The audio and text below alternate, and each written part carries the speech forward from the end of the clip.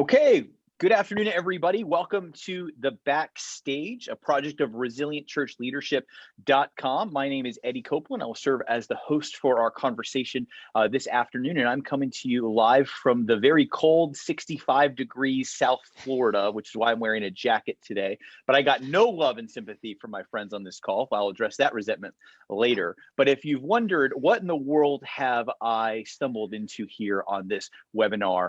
This is not just another leadership webinar or podcast. Lord knows we've had so much of that content thrown at us this year. But here at the Backstage, we actually believe that we take an hour each and every week to focus on the backstage of our lives, looking at issues of soul care and character and that below the waterline approach to investing in leaders' health and wholeness, because it's healthy leaders that lead healthy churches, and it's healthy churches that change the fabric of their cities.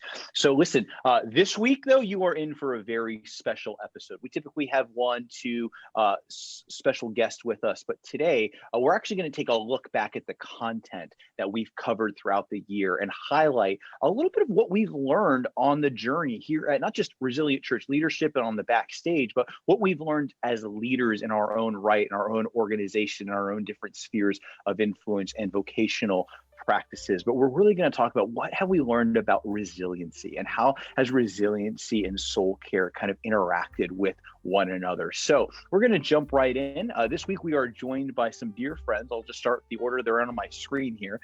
We've got Jimmy Dodd, the founder of Pastor Serve, who served as a pastor for 30 plus years and now leads an organization that cares for pastors.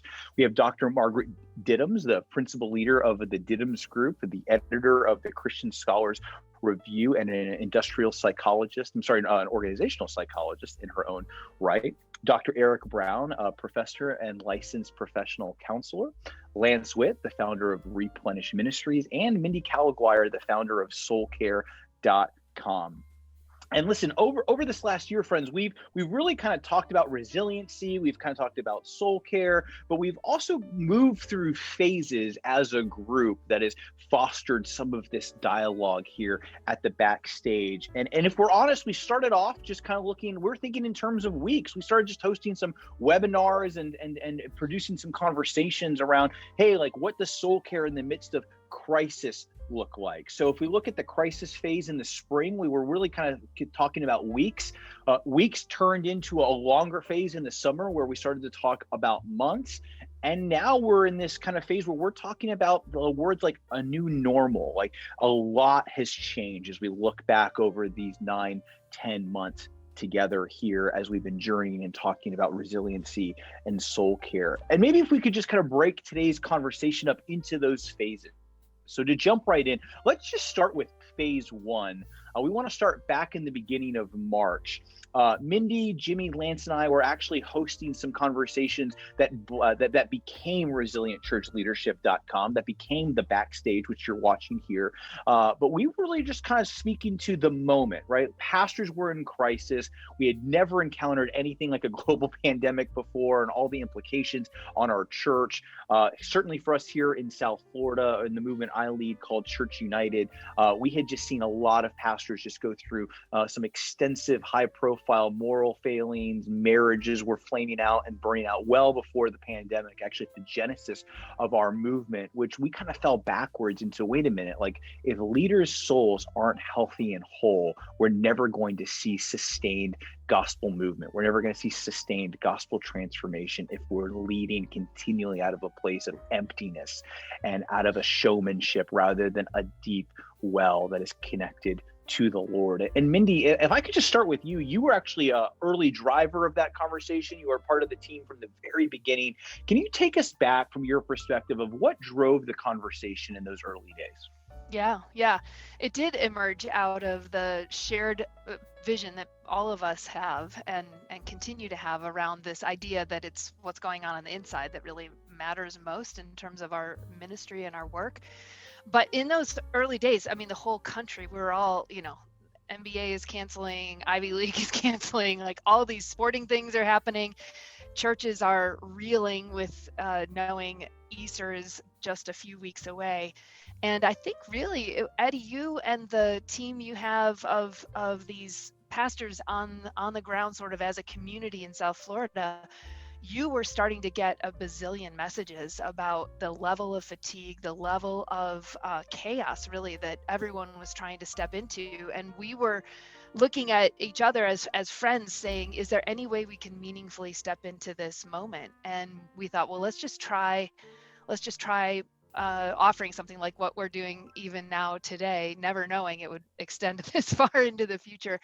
And we had several hundred leaders come in who were just thirsty for some space to reflect on who they are in God and all that kind of stuff. But it was really, I think the title of it was called Soul Care in Crisis. Like it was only about crisis. And that's exactly where we started.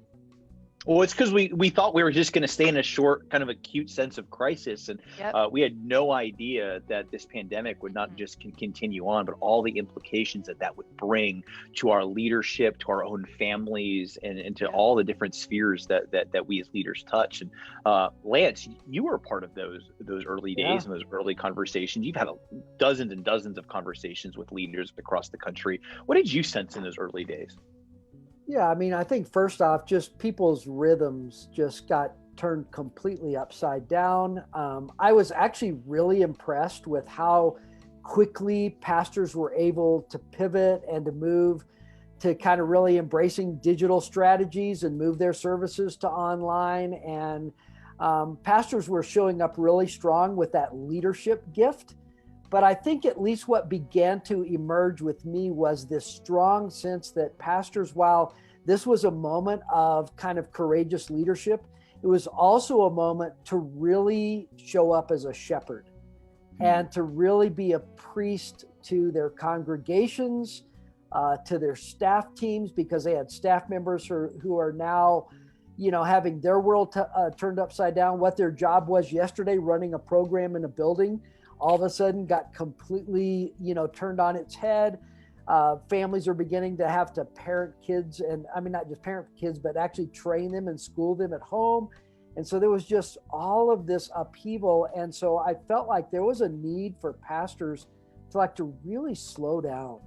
Yeah. And to listen and to be present with people, to do a good job of shepherding their families in this, kind of in this moment of upheaval. And honestly, I think we were also saying to pastors, don't forget to shepherd your own soul in this, and to allow God to shepherd you, and to sort of embrace that you were a person before God made you a pastor. And so this strong sort of people theme began to emerge of really caring for people in this time of uncertainty. Yeah.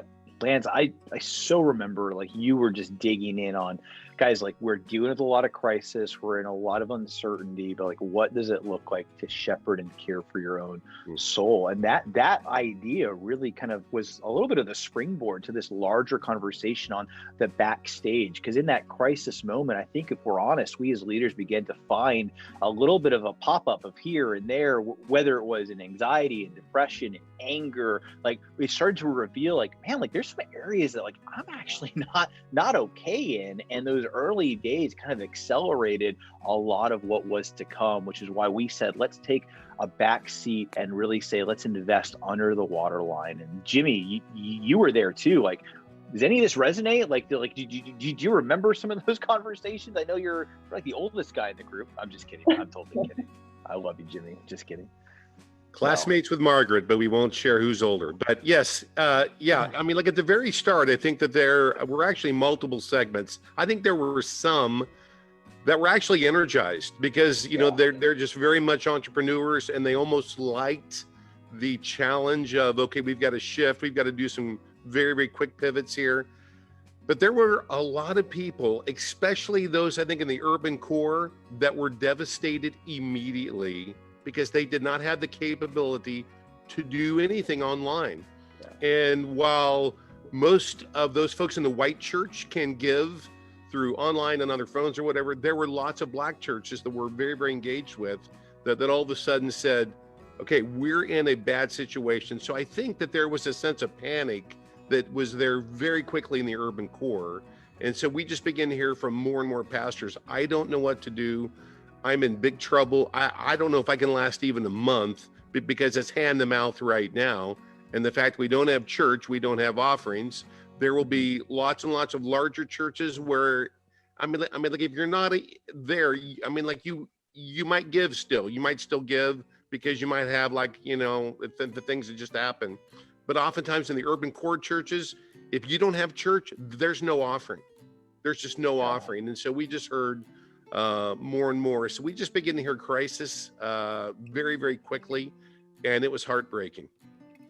Yeah, no, and certainly as we look at this in phases, right? Like for a lot of pastors, that crisis became opportunity, but that crisis also became a very new reality that set the tone for the next, 5, 6, 7, 8 months of their journey. And it did provide an opportunity for us to ask some of those harder questions, but also to just press in with our people. But as we think through this in phases, right?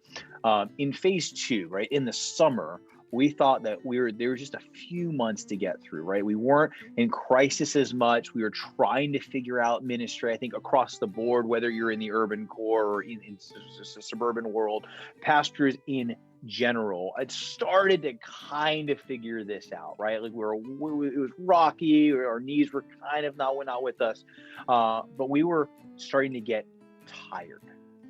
And this was more like the PET scan moment at a doctor's office, right?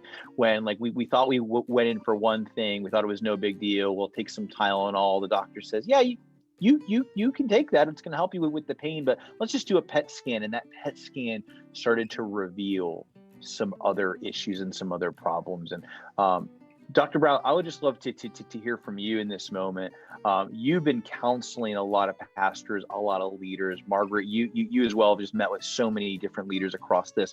As you think through this phase 2 moment, when we realized this wasn't just a crisis, this is revealing something about me and my leadership. This is providing new opportunities, and this is revealing a deep sense of just tiredness and weariness.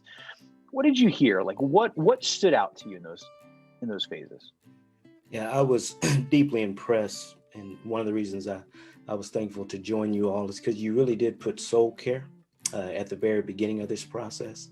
And by the summer, I love what Jimmy said, the distraction of the newness of COVID had worn off, okay? We kind of knew what the church rhythms were going to be by the middle of the summer.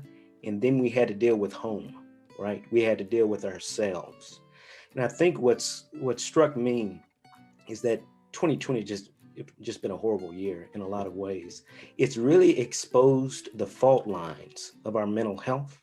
It's exposed the fault lines of our marital health, right? Some of our relationships with our children. It's exposed the fault lines in our church culture and in some ways even our theology, okay?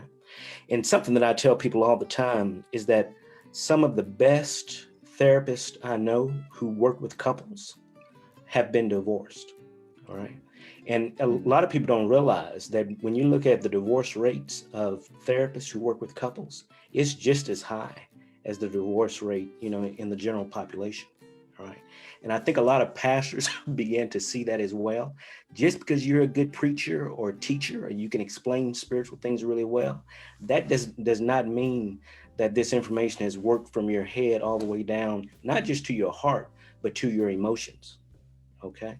I heard a lot of church leaders, and I'm talking about friends as well. I was a pastor for 11 years. And so I'm still deeply connected with pastors, and just having to be at home. They would use the term having to be at home, right? We heard from pastors who acknowledge, I kind of like working a lot, because it kind of took you out of the house. Now they had to deal with some of these issues. And one thing I loved about what we've done on this podcast the past several months, and a lot of our guests have brought this up, is that COVID has actually brought about a lot of opportunities for our pastors to actually grow in their relationship with God, to actually deal with some of these issues that have been under the surface for years. Yeah, no, that's so good. So true.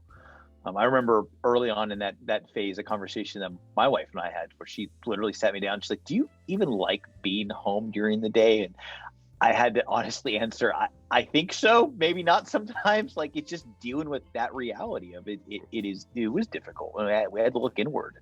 And so much of that work and that journey still continues to this day. But Margaret, Yeah. you had talked a lot about in that phase about decision fatigue, and that's another thing that just deeply resonated with me, and I know it deeply resonated with a lot of our listeners. That phase, and even to this day, there's just that decision fatigue of what do I do for Christmas? What do I do for outreach? What's the summer going to look like? And we had content thrown at us time and time and time again. Like our inboxes were flooding, 20, 30 emails from everyone and their mother with the answer to decision fatigue, to the answer to how to lead your church and organization. And we got stuck. Talk to us about that. Yeah, so decision fatigue is something we study as psychologists. And think about it when you bought a house, and this is what we talked about in the summer, you look at maybe 5 to 10 houses if you are kind of anal retentive. Maybe you just look at 3, but you make a decision, a major life decision after looking at a house for 30 minutes, right? You buy the house and all of a sudden you're having to make decisions about flooring and carpet and doorknobs and 1,000 little decisions that you didn't with the big purchase. And that's what, as you were saying, Eddie, pastors were dealing with this summer, is all of a sudden they are now not making the big decisions around ministry and vision because we're kind of in the survival mode. But do I use Zoom as a platform or Facebook as a platform? Do we open the church or don't open the church? If we open the church, what is the seating going to be? Do we have choir or not choir? If we have choir, then how are we going to space it? So you can think about these decision trees. All of a sudden, the roots go really big. And so what happens to you, it is fatigue because your brain is on overdrive. And what happens when your brain gets on overdrive is it creates a kind of cognitive ruts. The neurons, not to get into too much details, but you get really comfortable with the same neurons firing. So it becomes this kind of clash because you're having to make more decisions, but you're also not in the mode, as it were, to be creative because you're in the survival mode. And so for a lot of pastors this summer with decision fatigue, it kind of just felt like it was crashing. You heard people talking about COVID brain and fuzzy brain. And so, we talked a lot about trying to slow down the decisions and making the main thing the main thing and letting others make decisions. This is where empowering becomes really important, and learning to lead kind of from the center and recognizing that your team is actually a team of leaders and that they need to be developed in their leadership, but letting go because simply cannot make all of those decisions. I also want to just talk a little bit I want to riff off of Eric. I think in the summer, what we started to see, to go to your metaphor, Eddie, about the CAT scan or PET scan, is that all of us have these little hairline cracks, as it were, in our lives, in our ministry. And what happens this summer is the pressures were so much on everyone that the hairline fractures that we were working with became fissures and then brokenness. And in some ways that has actually been good, as we talked about, is having people recognize that there was brokenness that we were being able to skate over, to mix some more metaphors.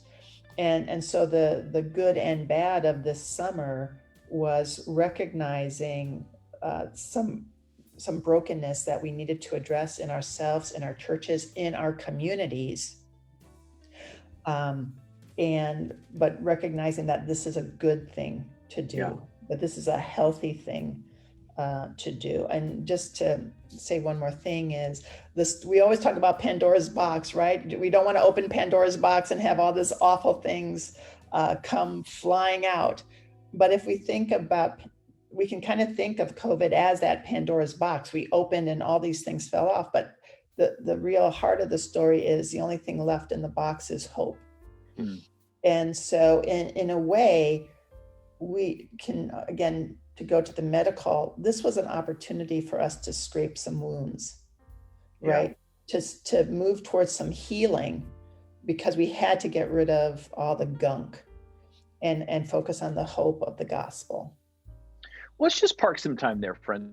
I'd love to throw it out to the whole group. As you think about phase 1 and phase 2 and this whole idea of, we thought it was crisis kind of became this elongated kind of deal during the summer.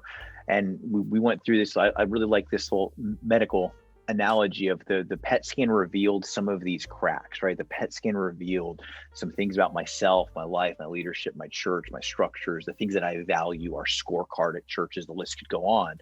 What are some things that you saw either here helpful on this webinar, on the backstage, but even as your work with leaders that really kind of resonated with you in those moments?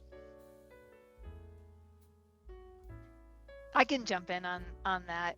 Come on, Mindy. Was there? Yeah. Okay. I didn't know if you had anyone particular in mind to call on, but one of the things that got exposed in the summer that was so painful for all of us was to see the injustice that was sitting not very far below the surface of awareness for those of us in the white community. Now we're surfacing things that have been the case for a very long time, and that was heartbreaking, eye-opening, motivating. Actually, like Margaret, you said, amidst all these terrible things that are flying out, is there not hope? And so one of the conversations I remember very strongly was, and I don't remember the date of it, maybe one of you guys knows this, but Pastor Albert Tate joined Dr. Eric Brown and myself to have a really honest conversation about what was being surfaced in the issues of race and justice and all these different things, and how could we, again, because we're always trying to say, how do the hearts and souls of leaders stay in a place of resilience and good health so that we can be present to the leadership challenges that are coming up? And one of the hopeful things, although it was, I mean, if anybody wants to go watch that episode, you will see me feeling a lot of pain as I'm entering into the suffering, the reality of our of the broader Christian community. And I just remember Albert Tate saying, so many of these things would go away in an hour if Jesus's people could come forward in the character of Jesus in all spheres, all domains of society. And I had never really thought about something that sudden or that effectual, right? I feel like some of these things feel so entrenched and it's going to take forever and all this amount of time, that no, we feel urgency. It must not be that way. And he just flipped it. Actually, people could change their mind right now. And what would happen? What would happen if we did that? So that was one of those fault lines that wasn't directly related to the pandemic, but the concurrence of both issues happening at the same time. And pastors were in a very difficult space through that season that Jimmy, you had talked a lot about, and I know you were in touch with a lot of pastors who were in, I can't win, and I'm trying to address this in a biblical way, but I'm struggling. So anyway, that was a bit of hope that I felt came out of the terrible things exposed during that season. Yeah, no, it's so good. Jimmy, you talk a lot about the fact that pastors aren't crazy, right? A lot of times I think pastors can go to bed feeling in their quiet moments am I the only guy that's really feeling this way? Am I the only person that's just struggling? I mean, and if you think through the year, right? On the election, on race and reconciliation, on the pandemic, do I wear a mask? Do I not wear a mask? Do we close? Do we not close? All of these different decisions, we're almost every one of those topics, and that was just a short list, became a no-win for a lot of pastors. And I know a lot of the guys that I talk to, a lot of men and women we talk to, were just am I crazy? And it was the same conversation over and over again, but those conversations were happening in isolation. And as we began to kind of talk about it here on this webinar and on this platform, I think a lot of leaders began to realize that in this phase 3, as we're kind of settling into the new normal, the impacts, the realities of the new normal, pastors are realizing that they're not crazy. Can you talk a little bit about that? Yeah. You know what? They're not crazy because everybody is struggling in this time. And I think that there is a tool that is used by Satan a great deal of. You are the only one struggling with this. It's only you. There's nobody else. And so there are pastors everywhere that have said this has been the most painful year, that they've had the most harsh, just really, really mean, really, really mean things said. Because what's been so hard is I think that we have had people that have been functionally discipled by Fox News or by CNN or by Dr. Fauci or by this doctor, that doctor. And so we for lots of people, I think that the gospel has almost become secondary, that their main information is, like the mainstream news in one sense, or like it's all over the place there. And then it is so hard because you try to put Jesus's face on that, and it doesn't work. You've got to start with Jesus. That has to be the base and the foundation. And we heard from so many pastors that just said, I've had these people in my church and I thought I was discipling them. I thought that they were trained up. And all of a sudden, it's not about serving other people. It's all about my rights and my voice and my mask or my non-mask or my vote or my non-vote or whatever it might be. And pastors have just been thrown for a loop in that. And so it has been in so many ways a no-win situation, but every pastor is struggling with that. It is a terribly painful year for pastors because there are pastors that have just said, listen, I've been pressured to conform in some crazy ways politically, where I've been threatened as far as giving and offerings. And there are, that it has just been a crazy time. It's been 2020, and you just want to say, listen, you've got to faithfully preach the gospel. And at times, there will be folks who leave.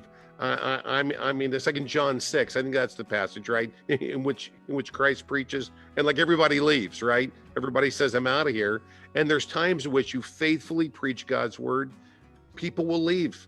And it's hard, but there's just that time of just trusting deeply. Okay, I want to preach truth. I want to be faithful to the call, just to speak truth and real gospel grace truth. And then if folks leave, they leave. It's hard. But I think the pastors have just had to come to terms with, now there will be some folks that just walk away for the most ridiculous reasons right now, because we said you had to wear a mask, and they're saying, well, that's my First Amendment right, not whatever it might be. But yes, it's been a really hard time for every pastor. I've had a handful of just kind of really heart-wrenching conversations with pastors who I think you would sort of expect, from outside the church, from secular culture or fringe people, but the amount of friendly fire coming at them from people who you thought, like, hey, they were with us. They are us. They are faithful givers. They've been longtime volunteers.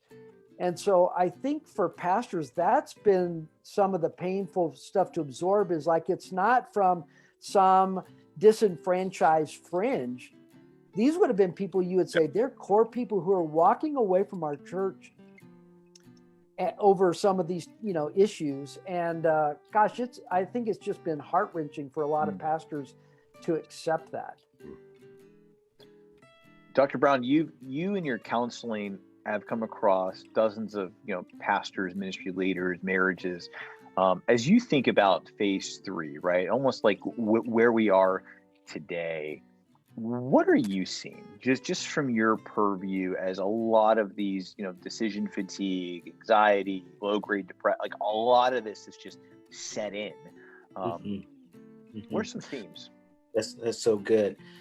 So before we got on this call, I asked Satira, she helps check our numbers, to see the Facebook engagement on these topics.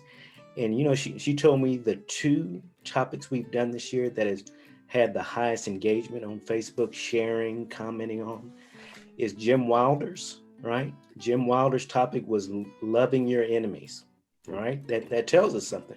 All right. Yeah. The second one was Terry Watson, maintaining your marriage. All right. My guess is those two things are really connected. All right. And earlier on, when Mindy was talking, you all are probably familiar with that old book Philip Yancey wrote with a medical doctor called The Gift of Pain. Mm-hmm. And I will never forget being a pastor, and one of my deacons had a heart attack.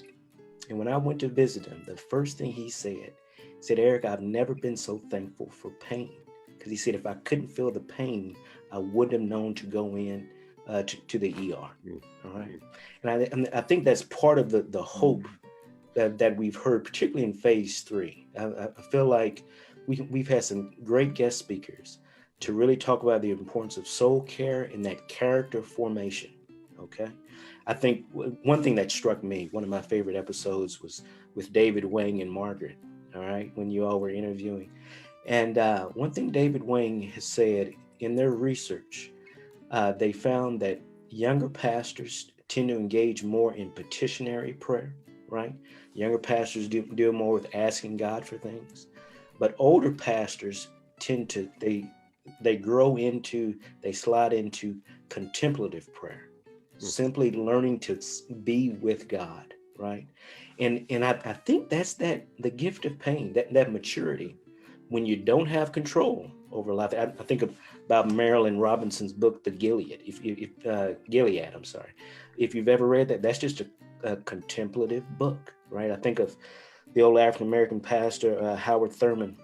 He has a little book called Meditations on the Heart, right? You get these old pastors and they learn how to simply be with God. And I think a lot of the pain of COVID, right? It provides this opportunity, right? Now, okay, it provides this opportunity for people to grow deeper with God. Let me just say one more thing. I think one of the reasons I got into counseling is because as a pastor, I began to see that some of my most spiritually mature people were people who were recovering from addiction, right?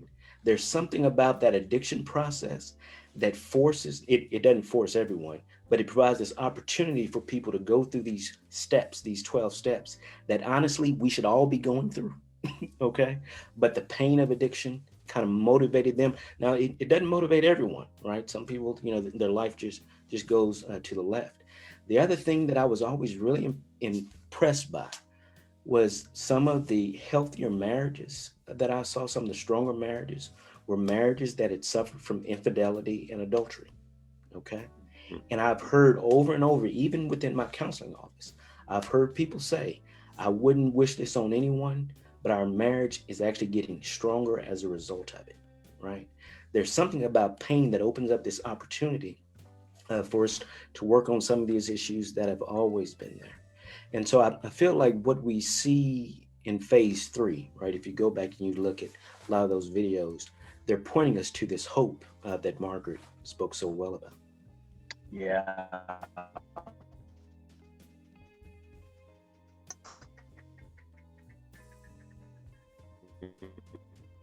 Dr. Diddams, you talked a lot, and as a lot of what Eric just shared, see kind of these pain points.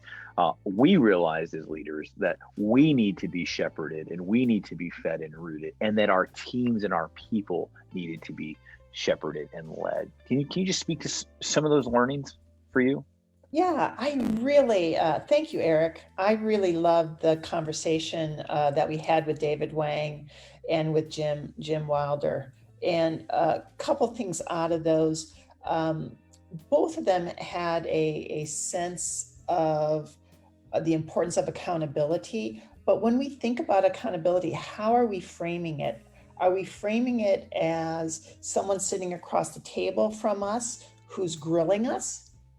Or are we viewing it as someone sitting alongside us?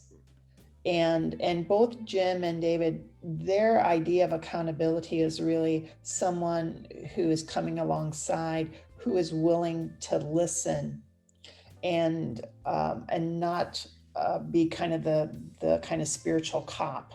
And so when we all the things we've talked about, the difficulties of decision fatigue, exhaustion, depression, anxiety, the research is really clear, counseling is clear that accountability plays a huge role in mitigation and resilience. but how we frame that accountability becomes really important. It really needs to be a fellow pilgrim rather than someone who's ready to kind of drop a gavel on us. And that's something I took away from those two conversations. The other thing, we're resilient church leadership.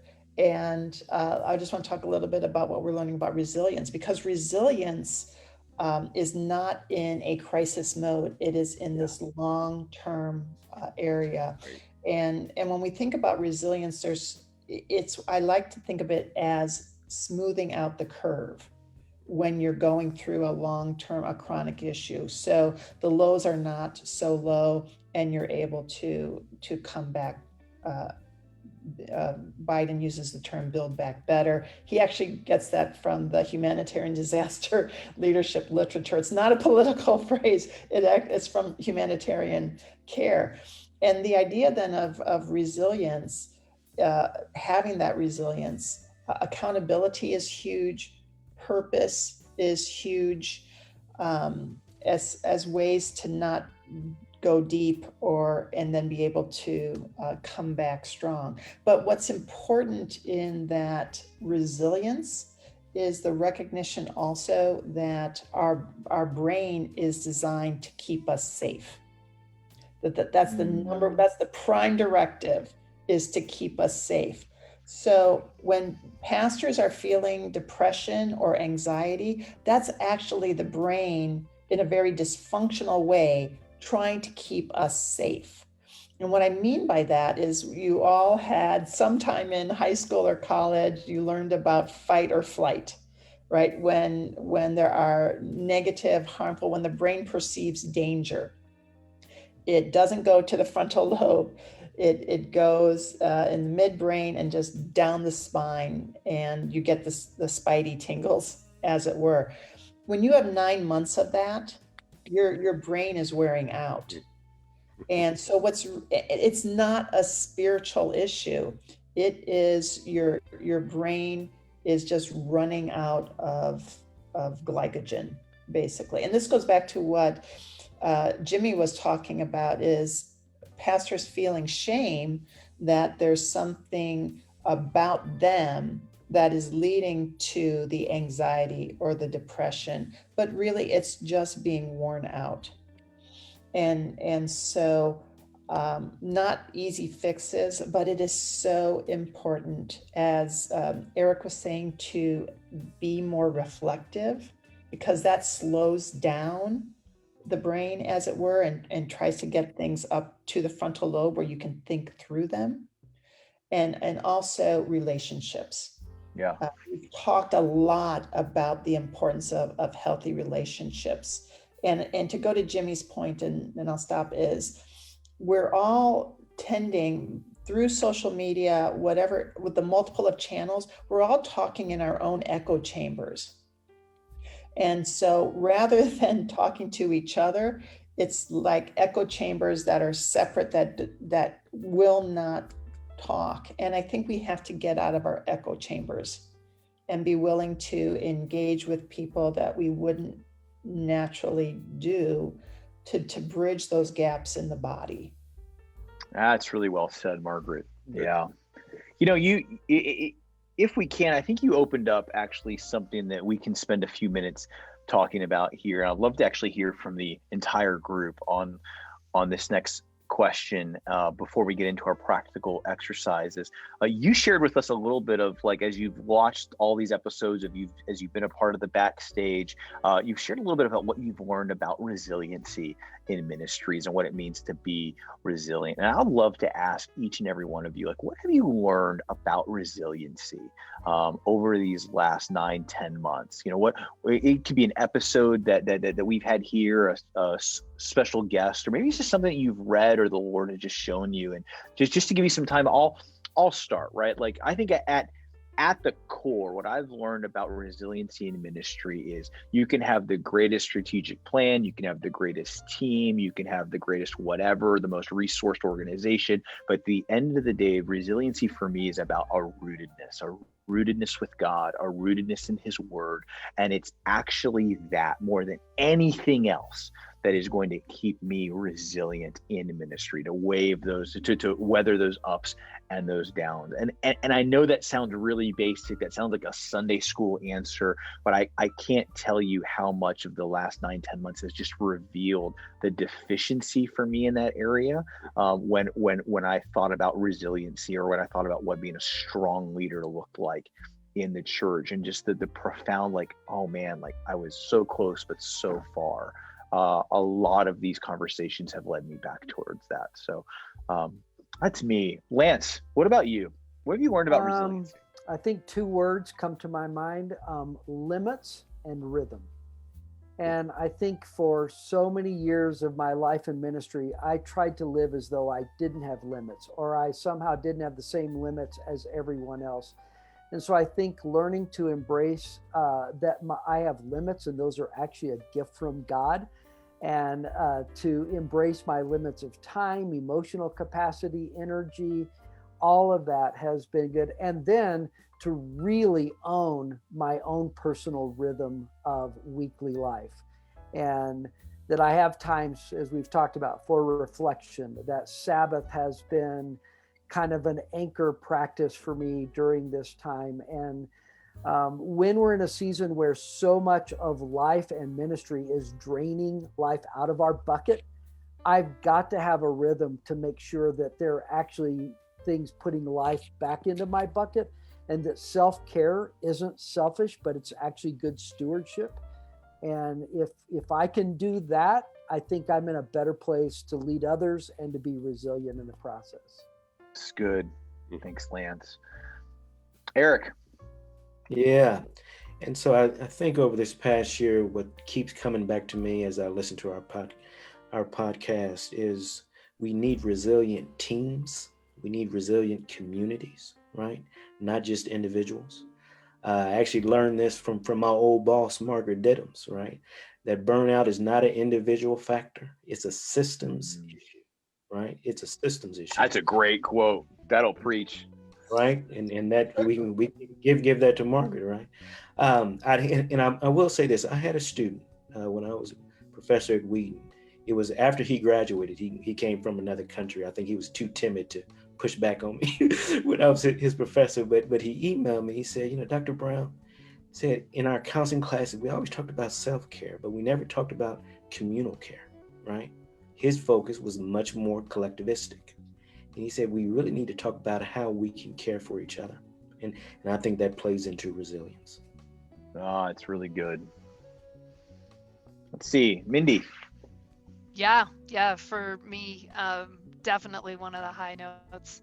And the reason I'm glad you guys took me up on the offer to bring Dr. Jim Wilder in, that practice that he walked us through, that I learned a couple of years ago, about really specifically in prayer coming to God around needing help with loving enemies. I think the brain science that surrounds that, the way we fly into what he calls enemy mode, and these symptoms of when the relational circuits of your brain have just turned off and you can't then relate to God or others, never mind someone who somehow become an enemy to you. So to me, it was lovely to share that gift, but it was a really good reminder and a timely reminder to take it seriously, the things that Jesus has said would be hallmarks of his people, and how do I live into that. So that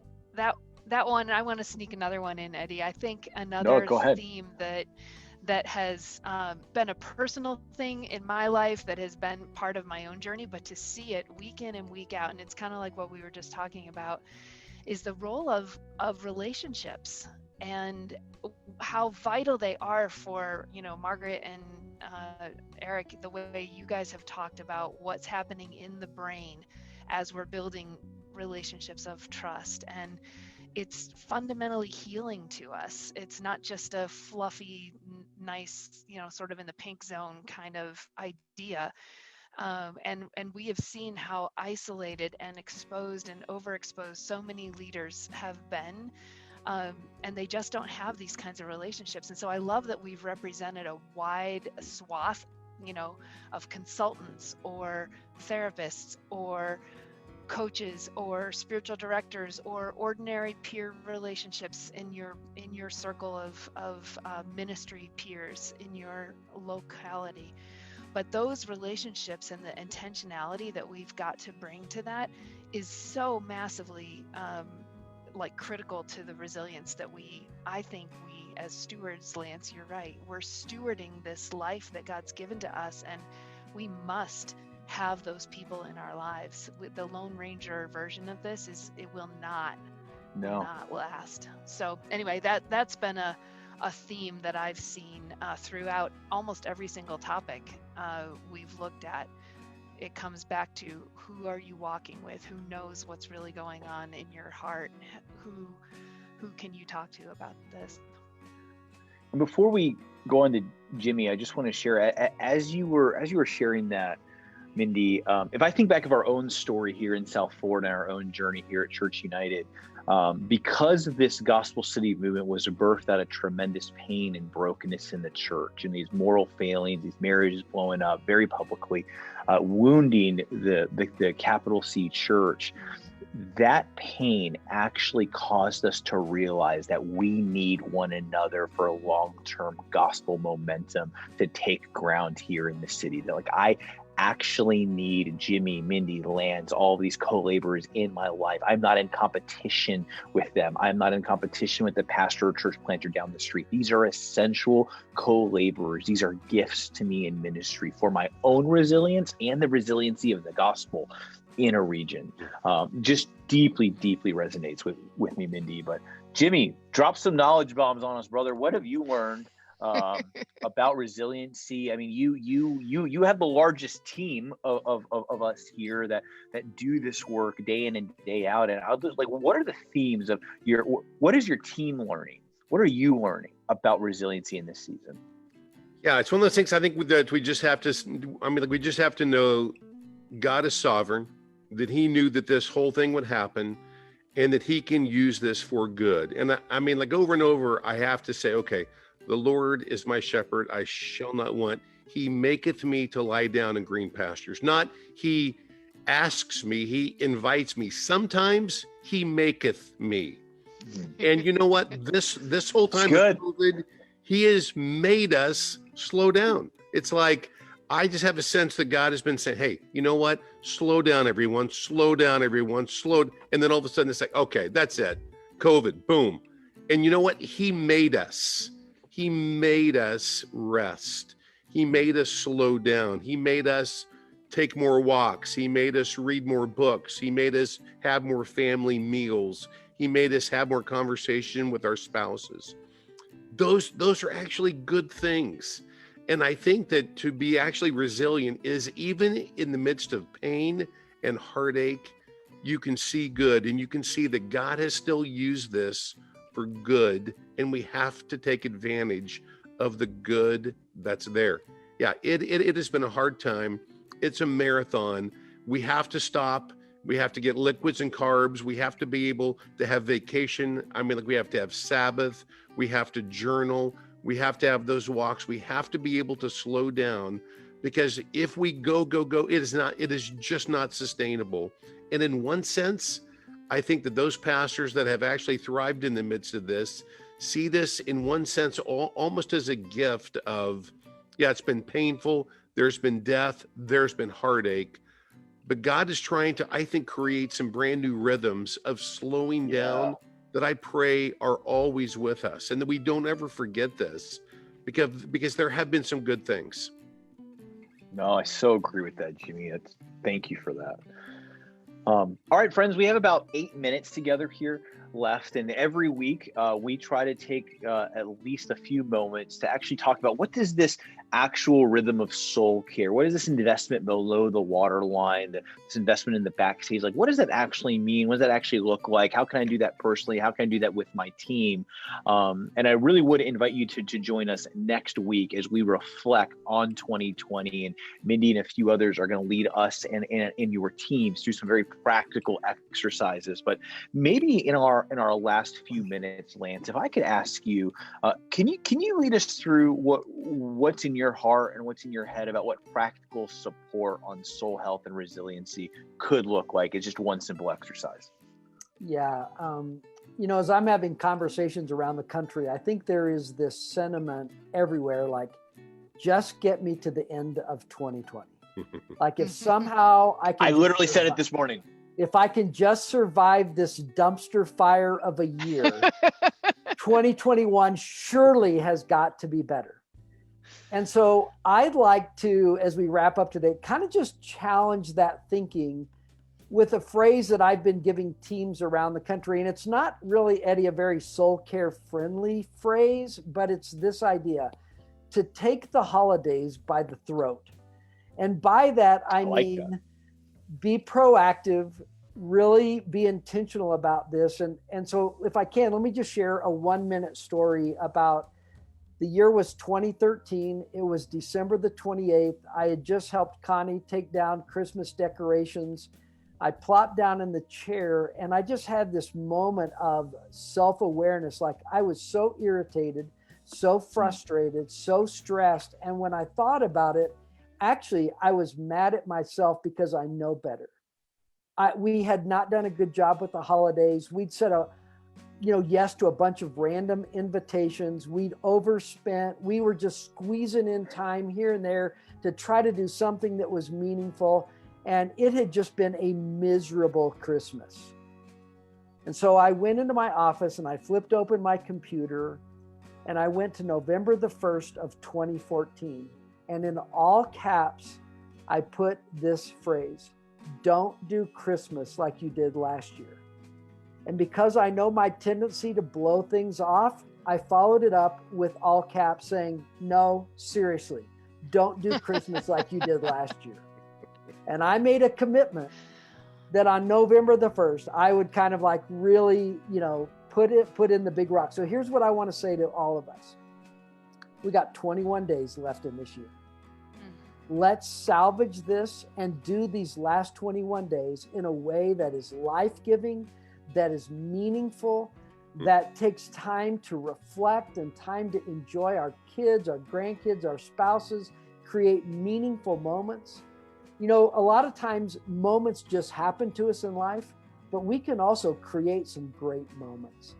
And so what I would like to challenge you to do is today, not tomorrow, today, take your calendar, sit down with your spouse or a good friend and plan out the next 21 days of the year. There's still some space that you can capture to create some great moments. And that in spite of how challenging this year has been, we can finish this thing well. But it's going to start with you and I being proactive with the time that we've got left for this year. So that would be my kind of takeaway or challenge for today. Good word. Oh, that's a great Love word. it. Super Love practical. It. Super practical. Well, friends, listen, we actually have 2 more episodes left here in our rhythm that are coming up as we look into the close of this month and the beginning of the next as we continue to plan. Join us on Thursday, December 17th, which is, I believe, next Thursday. Mindy will actually be guiding us through some year-end reflections as we look back at 2020. And as I mentioned, this is an invitation not just for you, pastor, or you, ministry leader, but I'm going to ask you if you could grab your team, grab your spouse. This is an invitation for you to really reflect back together as either a family unit or as a leadership team at your church or ministry on 2020. And Mindy's just going to walk us through some really practical exercises. And then we're going to take a break through the end of the year, and we will be back on Thursday, January 7th, where we'll look forward in 2021, and we're actually going to plan some soul care rhythms for you and talk about how soul care is probably one of the most important things that you as a pastor ministry leader can take into the new year with your team. Friends, on behalf of all of us here at Resilient Church Leadership, on behalf of this team, we can just say, like, it has been a pleasure to do this journey with you. We're honored that you make time for this week in and week out. We've seen the engagement grow. We've seen the audience grow. But friends, we really believe that this message of investing underneath the waterline in a pastor's health and wholeness, that our own souls, our own marriages and families are the most important things that we bring to the table as called men and women of God here in the region and across the world.